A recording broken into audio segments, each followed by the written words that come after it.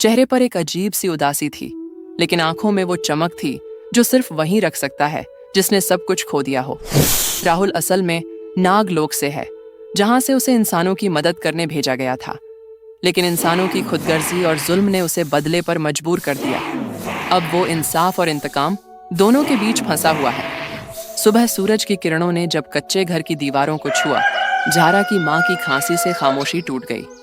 झारा चुपचाप राहुल के पास बैठी थी, जो अब भी बेहोश पड़ा था। उसके माथे पर पट्टी बंधी थी और झारा की आंखों में फिक्र थी। बेटी, ये लड़का कौन है? माँ ने कमजोर आवाज में पूछा। पता नहीं अम्मा, रात को दरवाजे पर गिरा मिला, जख्मी था, छोड़ नहीं पाई, झारा ने नरम लहजे में कहा। माँ खामोश हो गई, जैसे उसकी खामोशी में दुआएं छिपी हों। दोपहर राहुल को होश आया। उसने आंखें खोलीं और सामने झारा को देखा। तुमने मेरी जान बचाई, वो धीरे से बोला। ये जान बचाने की बात नहीं, ये इंसानियत है। झारा ने मुस्कुराते हुए एक गिलास पानी उसकी ओर बढ़ाया। राहुल के दिल में एक अजीब सी लहर दौड़ गई। इतने सालों में किसी ने बिना डरे, बिना कोई सवाल किए उसकी इस तरह मदद नहीं की थी। अचानक जोर से दरवाजा पीटा गया। झारा, दरवाजा खोलो, बाहर से हारिस की आवाज आई। झारा सहम गई। राहुल ने इशारा किया कि वो छुप जाए। झारा ने राहुल को पर्दे के पीछे छिपा दिया और दरवाजा खोला। हारिस अंदर घुस आया। किसी को देखा है तुमने? लोग कह रहे हैं कि रात को मोहल्ले में नाग आया था, कुछ लोग जख्मी भी हुए हैं। उसकी नजरें पूरे कमरे का जायजा ले रही थीं। झारा ने इनकार में सिर हिलाया। यहां कोई नहीं आया। हारिस ने शक भरी नजरों से देखा, फिर चला गया। राहुल पर्दे के पीछे से बाहर निकला और लंबी सांस ली। ये लोग मेरे वजूद से डरते हैं, मगर जानते नहीं कि मैं कौन हूं, झारा ने पूछा। तो फिर बताओ ना, तुम कौन हो? राहुल की नजरें दीवार पर जमी थीं। उसने धीरे से कहा, मैं वो हूं जिसे दिन में लोग नेक समझते हैं और रात को मारने की कोशिश करते हैं। मैं नाग हूं, लेकिन तुमसे सच्चाई नहीं छुपा सकता। झारा का चेहरा सफेद पड़ गया। डर तो था, लेकिन वो भागी नहीं, बस खामोशी से बोली, अगर तुम सच में वही हो जो कहते हो तो साबित करो। राहुल की आंखों में चमक आ गई। अब वो वक्त करीब था जब जरा उसकी सच्चाई देखेगी और एक नई कहानी का आगाज होगा। उस रात आसमान पर चांद अपनी पूरी रोशनी में चमक रहा था। चारों तरफ खामोशी थी, बस पेड़ों की सरसराहट सुनाई दे रही थी।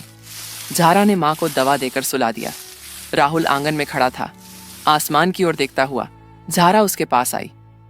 तुमने कहा था तुम नाग हो? राहुल ने गहरी सांस ली। हाँ, लेकिन मैं इसे यूं ही नहीं दिखा सकता।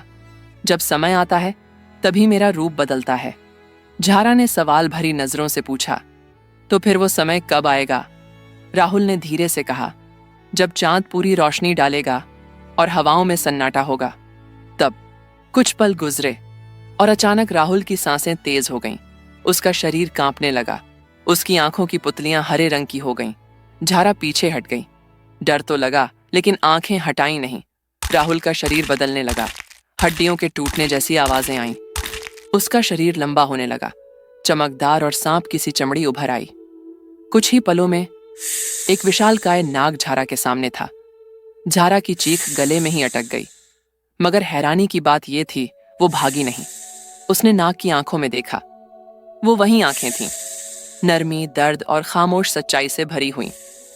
राहुल, झारा की आवाज धीमी लेकिन भरोसे से भरी हुई थी। सांप ने धीरे से सिर झुकाकर जैसे उसके भरोसे का शुक्रिया अदा किया। उसी पल एक आवाज गूंजी, तुम्हारा राज अब राज नहीं रहा। झारा ने पीछे मुड़कर देखा। दरवाजे पर हारिस खड़ा था। उसके हाथ में जलती हुई मशाल, आंखों में जलन, चेहरे पर नफरत। मैं जानता था तुम कुछ छिपा रही हो, झारा, और अब तुम्हारे इस नाग दोस्त को कोई नहीं बचा सकता। वो मशाल सांप की ओर फेंकने ही वाला था कि झारा उसके सामने आ खड़ी हुई। नहीं हारिस, वो कोई हत्यारा नहीं है, उसने मेरी जान बचाई है। हारिस गुस्से से पागल हो गया। तुमने एक सांप से दोस्ती की है, अब तुम भी सजा की हकदार हो। उसी वक्त सांप ने गुस्से में फुफकार मारी और कुछ ही पलों में वो फिर इंसान में बदल गया। अब राहुल का चेहरा एक योद्धा जैसा था। अगर तुमने झारा को नुकसान पहुंचाया तो मैं वो सांप बनूंगा जो जहर से नहीं, इंसाफ से मारेगा। हारिस एक पल को सहम गया, फिर पीछे हटते हुए अंधेरे में गायब हो गया। ज़ारा जमीन पर बैठ गई। उसकी सांसें तेज चल रही थीं। राहुल उसके पास आया। डर गई? ज़ारा ने धीरे से सिर हिलाया। हाँ, लेकिन उससे ज्यादा हैरान हूं। तुम सांप हो मगर दिल रखते हो। राहुल ने नर्म लहजे में कहा। शायद इसीलिए लोग मुझे समझ नहीं पाते। मैं नाक हूं मगर सिर्फ बाहर से, अंदर से मैं इंसान से भी ज्यादा इंसान हूं। ज़ारा ने पहली बार मुस्कुराकर कहा। और शायद इसीलिए मैं तुमसे नहीं डरी। चांद चुपचाप उन दोनों पर अपनी रोशनी बिखेर रहा था। एक नई कहानी शुरू हो चुकी थी। अगली सुबह राहुल चुपचाप बैठा था।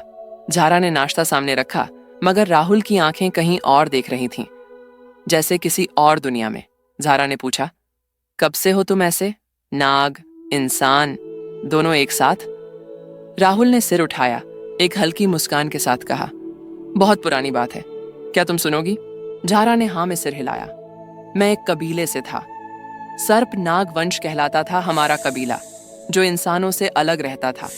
हमें आदेश था कि इंसानों की मदद करें, उन पर वार न करें। लेकिन एक दिन कुछ इंसान हमारे कबीले के पास आ गए। उन्होंने हमारी बस्ती जला दी, हमारी औरतों और बच्चों को कैद कर लिया। हम शांति चाहते थे, उन्होंने युद्ध दिया।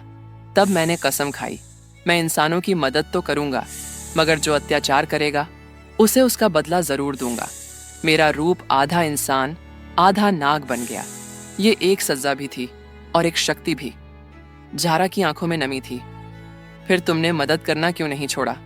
राहुल ने धीरे से जवाब दिया, क्योंकि सभी इंसान एक जैसे नहीं होते, जैसे तुम। हारिस ने मोहल्ले के कुछ लोगों को इकट्ठा कर लिया था। सब नाग के अस्तित्व से डरे हुए थे और हारिस ने इस डर को नफरत में बदल दिया था। वो ज़ारा के घर छिपा है। वो एक खतरनाक नाग है। आज रात हम उसका काम तमाम करेंगे। लोगों के हाथों में मशालें थीं, पत्थर थे और दिलों में नफरत। हारिस के चेहरे पर एक विजयी मुस्कान थी।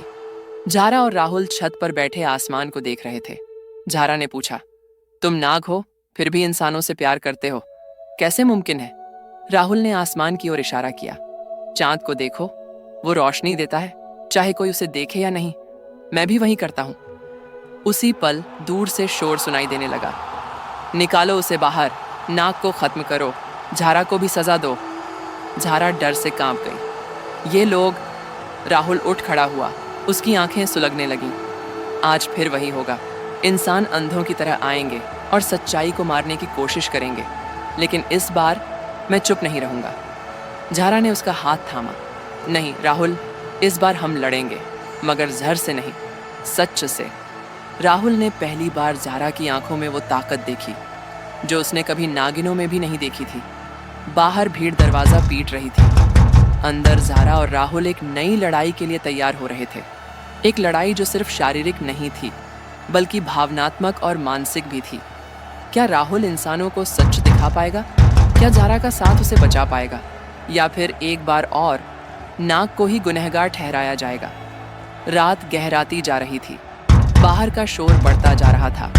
मशालों की रोशनी में अंधेरा और भी गहरा लग रहा था। ज़ारा ने राहुल का हाथ पकड़ा और उसे अपने कमरे में ले गई।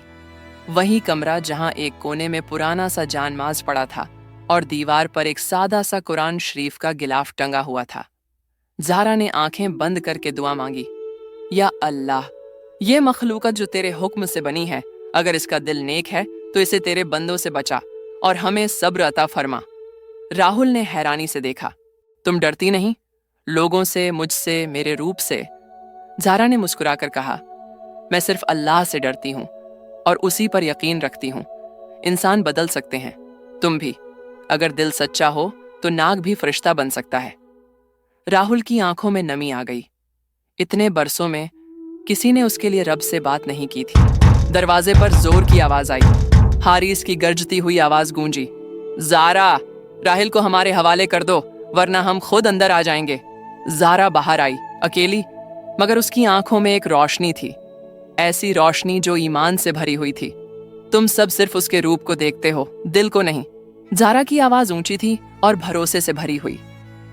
वही है जो तुम्हारी बीमार माँ का इलाज करता था, तुम्हारे बच्चों को खाना देता था, तुम्हारे फटे कपड़े सिल देता था, और तुम उसे सिर्फ इसलिए मारना चाहते हो क्योंकि वो तुमसे अलग है। लोग एक दूसरे की तरफ देखने लगे। एक अजीब सी खामोशी छा गई। हारिस आगे बढ़ा। ये सब नाटक है। ये लड़की अब उसके इश्क में अंधी हो चुकी है। वो ज़ारा पर हाथ उठाने ही वाला था, मगर अचानक राहिल इंसानी रूप में सामने आ गया। बस उसकी आवाज में गरज थी, मगर जर नहीं। अगर मेरी जान चाहिए ले लो, लेकिन एक मासूम लड़की पर हाथ मत उठाना। ये सिर्फ मेरी रक्षक नहीं, ये अल्लाह की बंदी है जो हक पर खड़ी है। लोग पीछे हटने लगे, कुछ ने हाथ नीचे कर लिए। एक बूढ़ी औरत बोली, ये तो वही है जो मेरी दवाई लेने शहर गया था, नाग होकर भी इंसान निकला। उसी वक्त आसमान पर बादल छा गए, बारिश होने लगी, मशालें बुझ गईं, लोग धीरे धीरे लौटने लगे।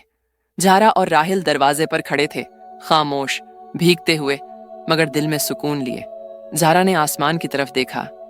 शायद ये तेरा जवाब था या अल्लाह, कि जब इंसान नहीं सुनते तो तू खुद खामोशी से फैसला करता है। राहिल ने पहली बार कहा, आमीन। ये पहली रात थी जब राहिल को लगा कि वो सिर्फ नाग नहीं बल्कि इंसान बनने के काबिल है।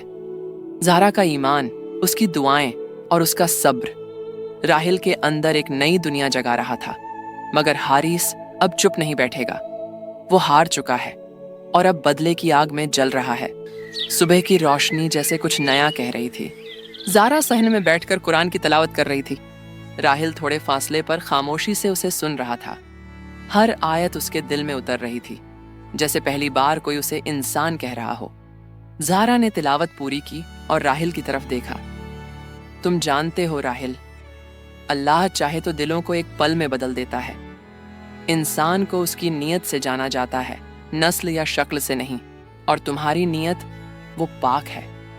राहिल ने कहा, मैं चाहता हूं ज़ारा कि मैं तुम्हारा और तुम्हारे रब का हो जाऊं, लेकिन क्या मेरे जैसा कोई तुम्हारे काबिल हो सकता है?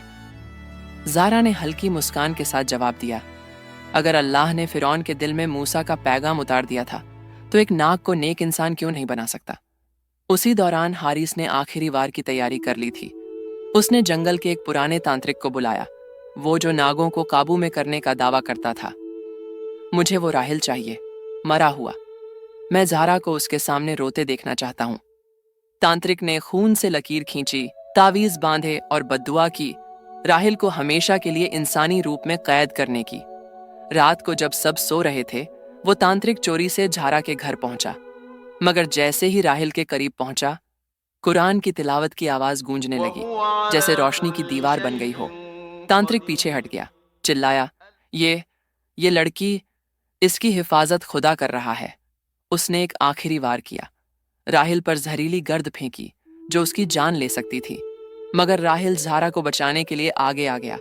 गर्द ने उसके जिस्म को जलाना शुरू कर दिया। ज़ारा चीखी, नहीं राहिल।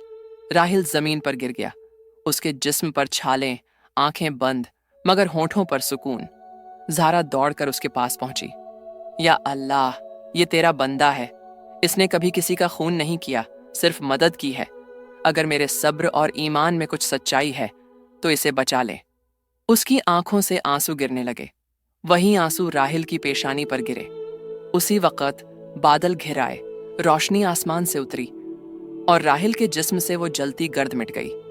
उसने आंखें खोली। ज़ारा ने सजदे में सिर रख दिया। शुक्र है मेरे रब, शुक्र है। कुछ दिन बाद मोहल्ले के लोग राहिल को मसूद कहने लगे। इस्लाम कबूल करने के बाद उसका नया नाम। मस्जिद में वो पहली सफ में खड़ा हुआ, मौलवी साहब के साथ बैठा और ईमान का कलमा पढ़ा। ज़ारा की आंखों में खामोश खुशी थी। उसका रब न सिर्फ उसके दिल की पुकार सुन चुका था, बल्कि उसकी दुआओं को पूरा कर चुका था। और हारिस, वो अपनी जलन और बुराई के साथ कहीं खो गया, शायद तकदीर के रेगिस्तान में या वक़्त के अंधेरे में। ये कहानी सिर्फ एक नाग की नहीं थी, ये कहानी थी एक इंसान की, जिसका दिल सच्चाई से बदल गया, जिसे ईमान ने मुकम्मल किया और मोहब्बत ने मुकम्मल जिंदगी दी। ज़ारा और राहिल अब शहर से दूर एक छोटे से गांव में लोगों की मदद करते हैं। राहिल दवा देता है, ज़ारा दुआ। एक नाग इंसान बन गया और एक इंसान फरिश्ता।